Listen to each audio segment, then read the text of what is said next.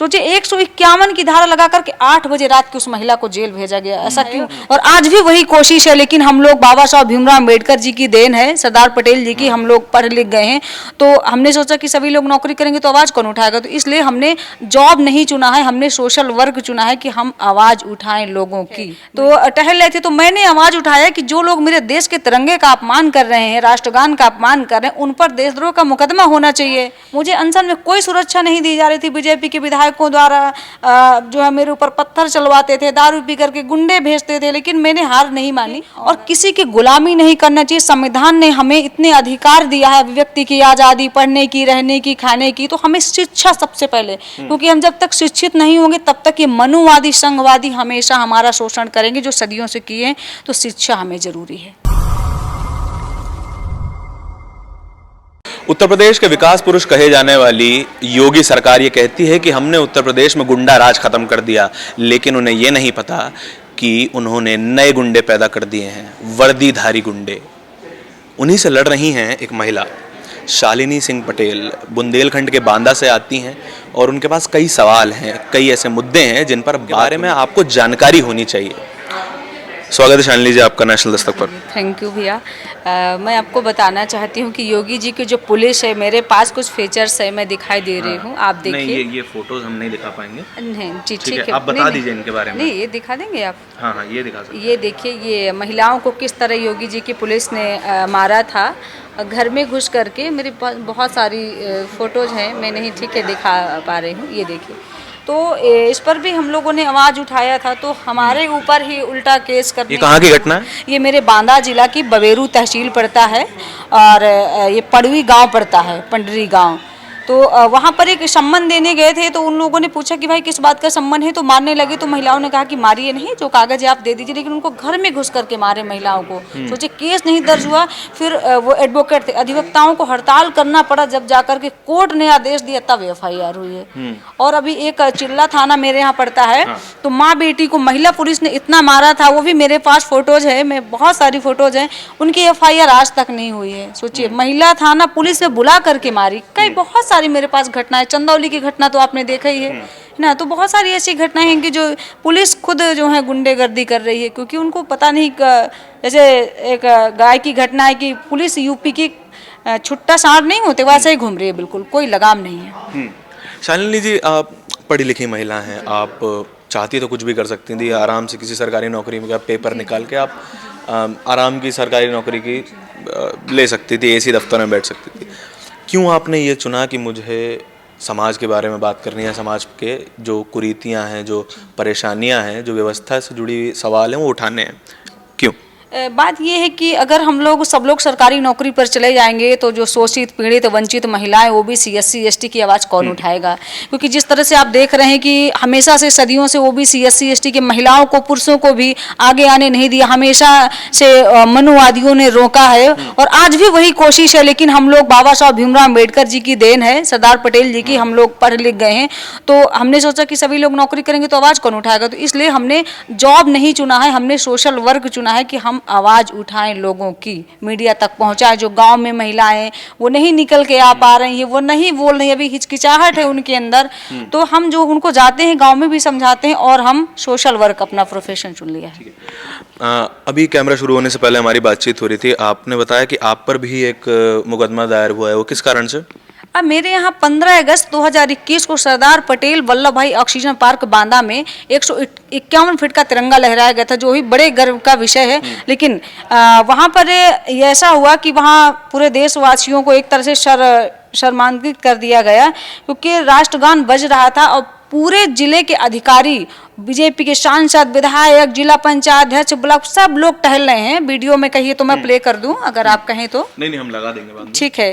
तो टहल रहे थे, तो मैंने आवाज उठाया कि जो लोग मेरे देश के तिरंगे का अपमान कर रहे हैं, राष्ट्रगान का अपमान कर रहे हैं, उन पर देशद्रोह का मुकदमा होना चाहिए, जो कि संविधान भी कहता है कि तिरंगे का जो अपमान करता है देशद्रोह का मुकदमा होना चाहिए। लेकिन उन पर देशद्रोह होना चाहिए, बिल्कुल बिल्कुल होना चाहिए भाई। हमारे देश का तिरंगा, राष्ट्रगान का अपमान हो तो देशद्रोह से बड़ा कौन सी धारा हो सकती है? बड़ी सी से बड़ी धारा तो देशद्रोही होती है।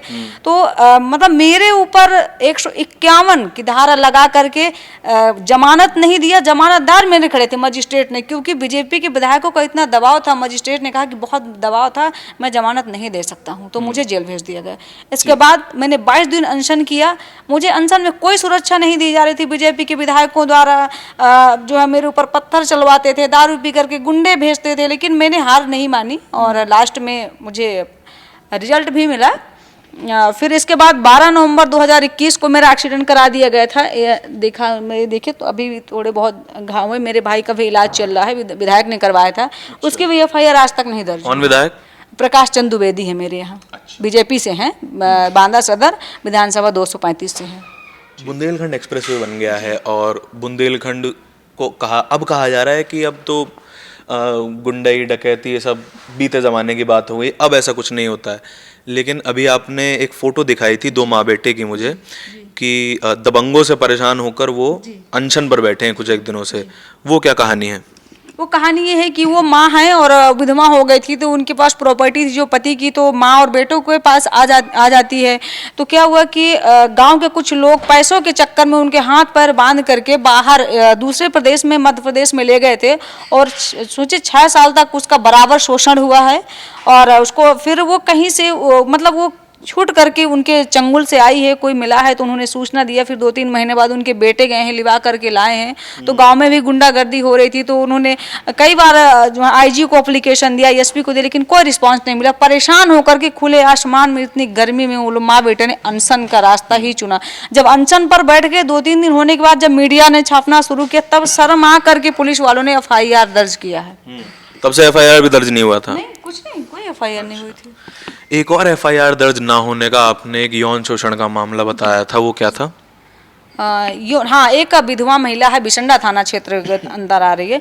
उसके जेठ बराबर सोचिए कि उसको आबरू से खेलने के लिए परेशान है, लेकिन वो महिला आवाज उठा रही है, तो उस पर मुकदमा 156(3) में दायर कर दिया गया है। सोचिए वो विधवा महिला अपने बच्चों को लेकर के कहाँ जाए। महिला पर ये लगा दिया? हाँ, महिला पर ही लगा दिया। अच्छा, तो इस सब की जानकारी आपको किस तरह मिलती है? एरिया में घूमती रहती हैं या फिर लोग आपके पास आ जाते हैं? मेरे पास लोग आते हैं और मैं भी जाती हूँ। जब ज़्यादा समस्या होती है तो मैं खुद चली जाती हूँ। अच्छा जी। अभी एक मेरा और घटना हुई, एक मीरा भारती है, जिला पंचायत सदस्य है प्रेजेंट टाइम में चित्रकूट में।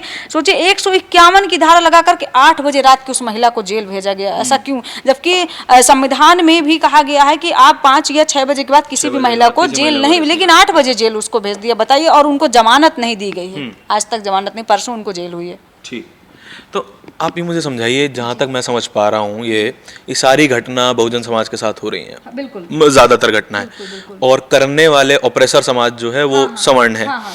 तो बहुजन समाज को आप क्या समझाना चाहती हैं कि अगर इस सब से बचना है या इस सब को रोकना है तो समाज को करना क्या चाहिए? समाज को सबसे पहले तो हमें अपनी महापुरुषों की किताबें पढ़नी चाहिए, ठीक है, और किसी की गुलामी नहीं करना चाहिए। संविधान ने हमें इतने अधिकार दिया है, अभिव्यक्ति की आज़ादी, पढ़ने की, रहने की, खाने की, तो हमें शिक्षा सबसे पहले, क्योंकि हम जब तक शिक्षित नहीं होंगे तब तक ये मनुवादी, संघवादी हमेशा हमारा शोषण करेंगे, जो सदियों से किए हैं।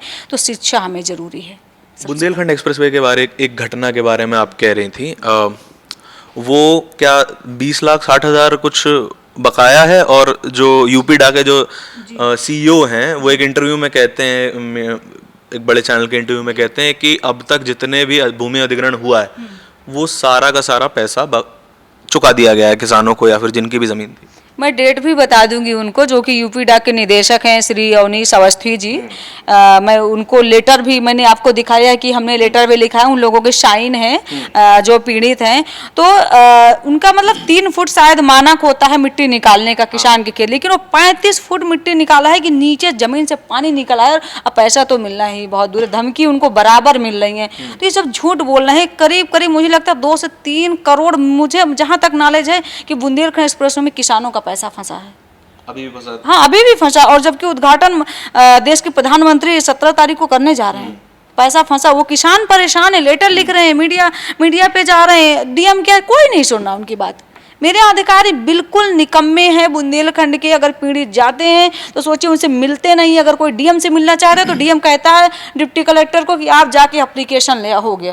फिर वो एप्लीकेशन कहाँ जाता है हमें कुछ पता ही नहीं चलता। फिर एक हफ्ते बाद फिर आते हैं जो है लोग पीड़ित कि क्या हुआ सर, तो बताते हैं वो तो डाक चली गई। अभी मेरे यहाँ एक बूढ़ा गला कैनाल पंप है, सोचिए कि वो फाइल इधर से उधर जा रही है, लेकिन किसानों के लिए वो कैनाल पंप अभी तक कंप्लीट ही नहीं हुआ। लोग देख रहे हैं कि बुंदेलखंड में कितना टाइम हो गया?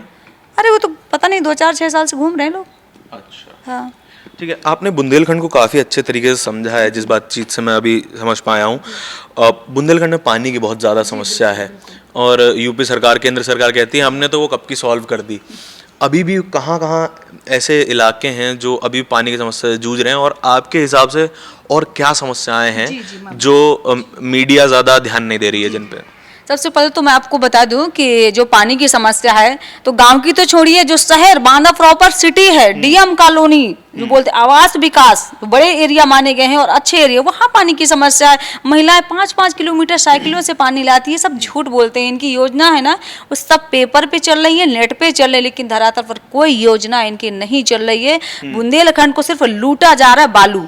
बड़े बड़े लोग आते हैं, मनुवादी लोग, बालू सीधे किसानों को बहला फुसला करके उनको 2-4 लाख दे करके करोड़ों का जो है बालू निकाल के चले जाते हैं। नदी का हालत, आप केन नदी में कभी जाइएगा, मैं आपको फोटो भेज दूं, वहाँ की हालत बिल्कुल बेकार हो गई है। जबकि केन नदी हमारे यहाँ की ऐतिहासिक नदी है, उसमें बहुत ऐसे खनिज पदार्थ पाए जाते हैं, जैसे हीरा पाया जाता है उस नदी, हाँ हीरा पाया जाता है उस नदी पे। सजर पत्थर जो जेवर में पत्थर लगता है वो मेरे यहाँ पाया जाता है। बहुत ऐसी खनिज संपदा है बुंदेलखंड में, लेकिन सब बड़े लोग ही मजा ले रहे हैं। जिनको आना मतलब जिनको मिलना चाहिए प्रॉफिट, वो उनको नहीं मिल रहा है। ठीक, क्या सुधार क्या है आपकी नज़र में कि बुंदेलखंड को चाहिए क्या? जो सरकार दे रही है वो तो चाहिए नहीं, ठीक है, और क्या चाहिए? बुंदेलखंड में सबसे पहले तो हमारे यहाँ स्टेट यार्न कंपनी यानी कताई मिल जो बहुत दिन से बंद पड़ी है, तो मैं चाहती हूँ यूपी सरकार से मैं मांग करती हूँ कि उसको चालू करवा दीजिए। कम से कम उसमें 10,000 लोगों को रोजगार मिले। बुंदेलखंड में सबसे पहले रोजगार की कमी है, बिल्कुल रोजगार नहीं है।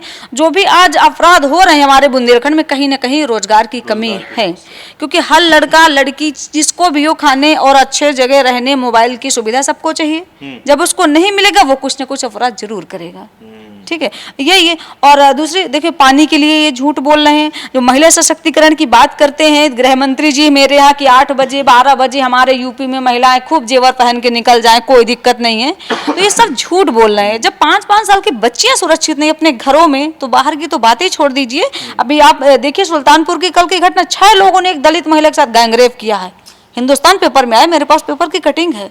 तो आए दिन तो आप देखिए आरटीआई ने दावा किया कि 57 गुना यूपी में रेप बढ़ गया है।